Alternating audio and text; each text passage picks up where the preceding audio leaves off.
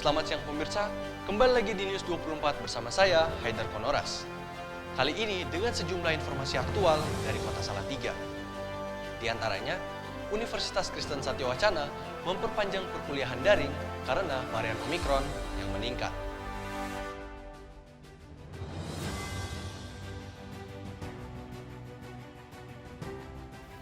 Meningkatnya kasus COVID-19 varian Omikron mengharuskan SD Negeri 12 Kota Salatiga menghentikan pembelajaran tatap muka terbatas yang sudah berjalan selama sebulan. Sekolah akhirnya kembali menerapkan sistem pembelajaran jarak jauh.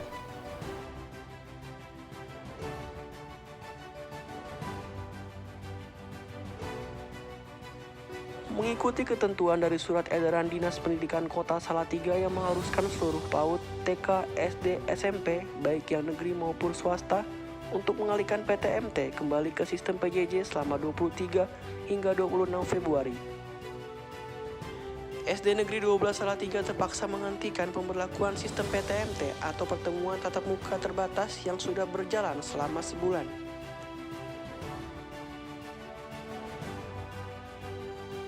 Hal tersebut dikarenakan terjadi peningkatan kasus COVID varian Omikron di Kota Salatiga.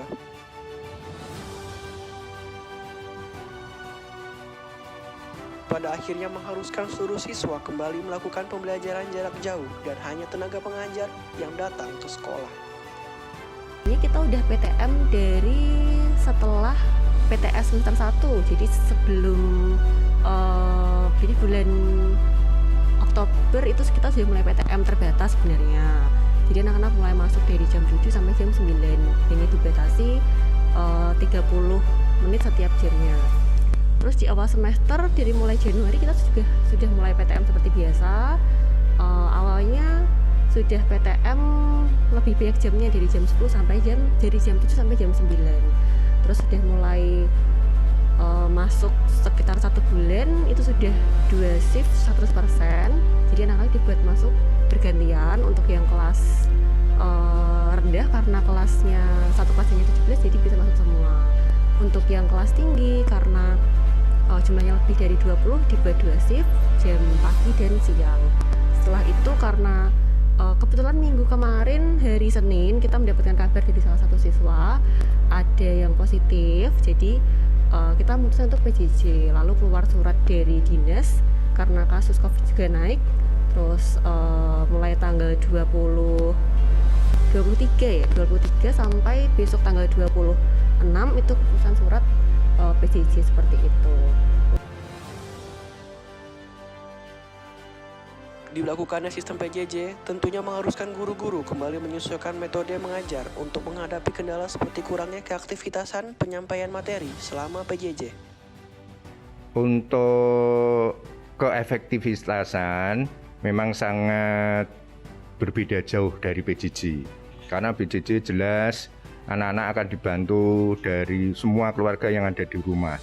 Kemudian materi yang disampaikan oleh guru pada siswa itu tidak tersampaikan 100%. Banyak hambatan dan rintangannya.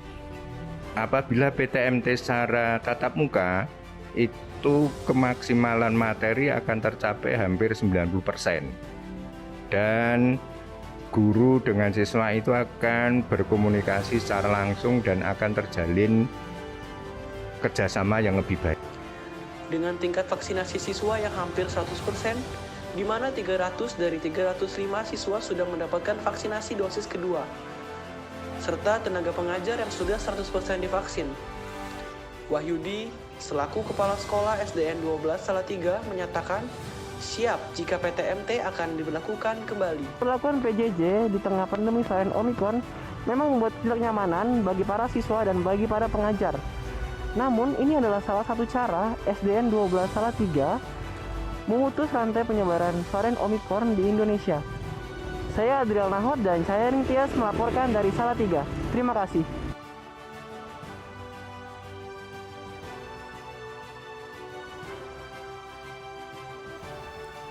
Kembali menggelar perkuliahan secara daring, mahasiswa Universitas Kristen Satya Wacana merasa pembelajaran yang dilakukan kurang efektif. Sejumlah mahasiswa berharap bisa kembali melakukan pembelajaran secara luring secepatnya.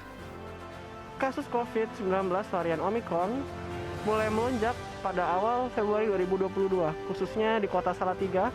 Kasus ini mulai melonjak di awal Februari tahun 2022. Dengan begitu, UKSW kembali melakukan pembelajarannya secara online. Di sini saya telah berada di Universitas Kristen Satya Wacana Salatiga, dan saya telah bersama dengan salah satu mahasiswa UKSW dari Fakultas Bahasa dan Seni, yaitu Kak Sam. Menurut kakak sendiri, UKSW ini melakukan pembelajaran daring tuh perasaan kakak gimana ya? Buat saya senang karena di rumah saya bisa melakukan aktivitas lain juga. Selain dengan belajar, saya bisa garap tugas yang lain sambil mendengarkan. Tetapi juga salah satu hal yang kekurangan dari belajar daring ini adalah saya tidak mendapatkan materi secara konkret. Contohnya kurangnya praktek atau tugas yang bisa kita kerjakan secara bersama-sama dengan teman-teman yang lain.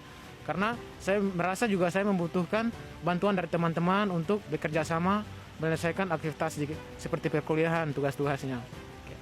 Dari Kak Sam sendiri, untuk Fakultas Bahasa dan Seni, apakah mengalami kendala sendiri untuk melakukan perkuliahan ini secara online?